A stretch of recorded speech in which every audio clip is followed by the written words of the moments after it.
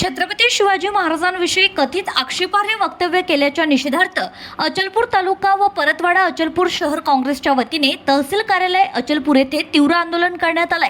यावेळी तहसीलदार सुदर्शन सहारे यांना निवेदन देत धीरेंद्र शास्त्री उर्फ बागेश्वर बाबा यांच्यावर तातडीने गुन्हा दाखल करून महाराष्ट्रात कायमस्वरूपी बंदी घालण्याची मागणी करण्यात आली आहे। काँग्रेस पदाधिकाऱ्यांनी यावेळी संतप्त भावना व्यक्त करत छत्रपती शिवाजी महाराज हे महाराष्ट्राचे आराध्य दैवत असून त्यांच्या संदर्भात चुकीचं वक्तव्य करून त्यांचा अवमान करण्यात आल्याचा आरोप केलाय। या पार्श्वभूमीवर आंदोलनकर्त्यांनी जोरदार घोषणाबाजी करत निषेध नोंदविलाय। तसेच संबंधित कार्यक्रमाला मुख्यमंत्री देवेंद्र फडणवीस, केंद्रीय मंत्री नितीन गडकरी आणि राष्ट्रीय स्वयंसेवक संघाचे सरसंघचालक मोहन भागवत हे उपस्थित असतानाही या वक्तव्याचा निषेध न केल्याचा आरोप करत काँग्रेसने भाजप व संघावरही टीका केली आहे। दरम्यान आंदोलनकर्त्यांनी छत्रपती शिवाजी महाराज की जय, धीरेंद्र शास्त्रीवर गुन्हा दाखल करा, बागेश्वरला महाराष्ट्रात बंदी घाला अशा घोषणांनी परिसर दणाणून सोडला।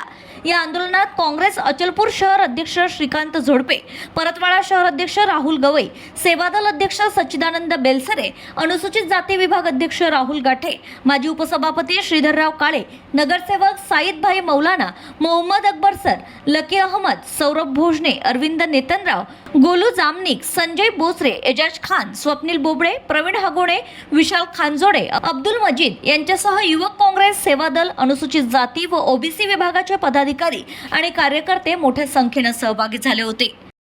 अचलपूर तहसीलला जो बागेश्वर बाबा छत्रपतीच्या बाबतीत बरळला त्याचा निषेध म्हणून आज सर्व काँग्रेसचे पदाधिकारी आज इथं उपस्थित राहून तीव्र निषेध करण्यात आला आणि या बंधू भावावर लवकरात लवकर पोलीस कारवाई करण्यात यावी व याला महाराष्ट्रात येण्यापासून बंदी करण्यात यावी अशी मागणी घेऊन आज तहसील कार्यालयावर सर्व काँग्रेसचे पदाधिकारी